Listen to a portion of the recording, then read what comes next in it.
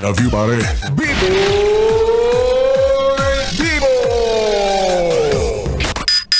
Sinusundo kita. Sana all sinusundo. Well, naranasan ko rin naman yan. Oo, sinusundo pero sa inuman. Kaya hindi ko na masyado na-appreciate kasi kung sino-sino lang sumusundo sa akin. Ay nako, ikaw yes friend. Gusto mo rin ba ng sundo? Ay, pwede naman. Sino bang aayaw sa sundo? Diba? Pwede naman. Naka all black nga lang. May hawak na ano pangawit. Nakatakot. Okay na, shoutout sa mga yes friend natin na sundot hatid. Wow, sana all. Sana all may sumusundot hatid. Diba? Yung iba kasi sinusundot lang. Oo, sinusundot na mga bayarin kasi magkakatapusan na. Kawawa naman. O at least nasusundot. Saka yung mga yung mga mayayabang na sinusundo sa trabaho. Ay, oo, 'di ba yung tipong yung pagtapos ng shift ninyo, sabay-sabay kayong lalabas ng opisina, tapos may nakaabang na sa kanya. Yes. 'Di ba? Kanya-kanya silang pasok sa mga car o sa mga motor. 'Di ba? Kanya-kanyang sampak sa kanya-kanyang angkas. Tapos samantalang ikaw parang naliligaw na bata. Oo, hindi mo alam kung paano ka sasakay kasi ang tagal ng booking mo. Kawawa naman 'to. Oo, 'di ba may mga ganyan tayong mga katrabaho eh. Yung mga mayayabang kasi may mga sumusundo sa kanila. Oo, edi kayo na para bang kinder kayo, hindi nyo kayang umuwi mag-isa. Ang bitter ni B-Boy. Kaya kayo nachichismis eh. 'Di ba mga nababali-balita sa inyo na, oy, alam mo ba si ganto? Sinusundo, hinahatid lagi iba-ibang kotse. Ay, chismosa naman si ate. Grab yun, te. O, ka. O, ikaw, yes, friend. Kung kasalukuyan ka pa rin nasa trabaho, nako, OT ka na naman. Itigil mo na yan. Hindi kaya yaman dyan. Magkano lang OT? Diba? Baka mamaya naghihintay na yung sundo mo. Umuwi ka na. Andiyan yung sundo mo sa labas, mga anghel. May dalang trompeta. Nakakatakot, no?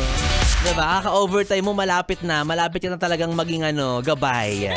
Ayan. At shoutout din sa mga estudyante college na sinusundo pa sa eskwelahan. Grabe naman.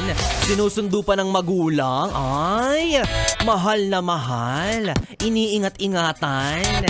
Spoiled. O hindi, grabe naman. Baka naman mahal lang kasi. Oo, mahal ang tuition. Naninigurado na talagang pumapasok sa eskwela. Kasi may tendency na magbulakbul ka. Kala mo mahal ka nila. Hindi, mahal ang matrikula. Kaya yung mga magulang mo sigurista, di ba?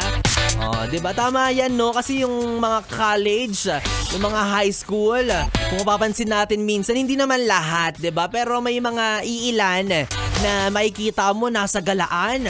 Oras ng klase, nasa bilyaran. Ay, sino yan? Si B-Boy hindi ganyan na nag-aaral. Ayan eh. O hindi talaga, no?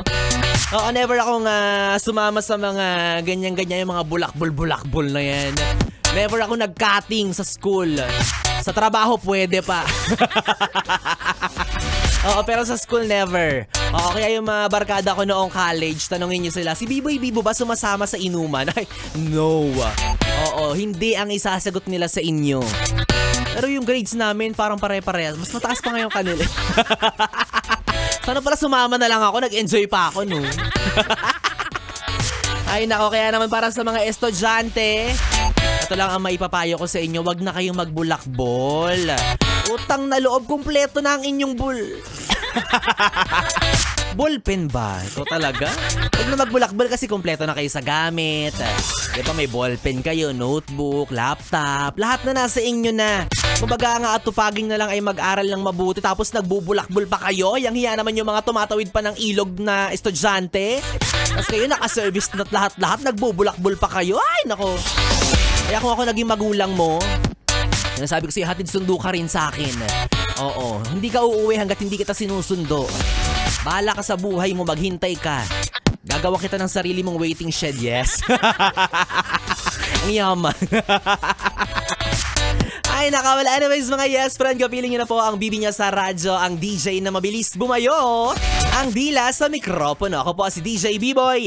B-Boy na pwede mong makatabi hanggang mamayang alas 12 para sa ating BB Time. Kaya naman dito ka lang sa istasyong No Problem. Ang 101.1, Yes FM. Solid. Oras natin, 9:40.